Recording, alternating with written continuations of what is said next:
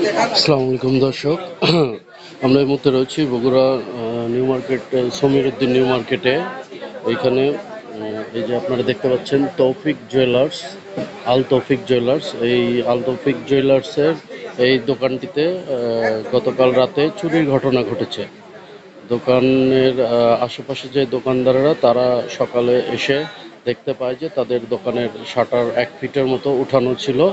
তার পরবর্তীতে তারা দোকানের তৌফিক জুয়েলার্সের মালিকদেরকে খবর দেয়। ওনাদের পাশে আরেকটি নিজস্ব দোকান রয়েছে, এই দোকানটি রিসেন্টলি তারা ভাড়া নিয়েছিল। তো আশেপাশে প্রতিবেশী বা আরও বিভিন্ন জন যারা বলতেছে যে 100 ভরি বা এরকম গহনা চুরি হয়েছে। তবে আমি দোকানের মালিকদের সাথে কথা বলেছিলাম, তারা জানিয়েছে যে তারা হিসাব করছে, এখনও তারা মোট হিসাব পায়নি যে তাদের কি পরিমাণ ক্ষতি হয়েছে, গহনা চুরি হয়েছে। আপনারা দেখতে পাচ্ছেন যে এই মুহূর্তে তাদের র্যাক সম্পূর্ণ খালি দেখা যাচ্ছে।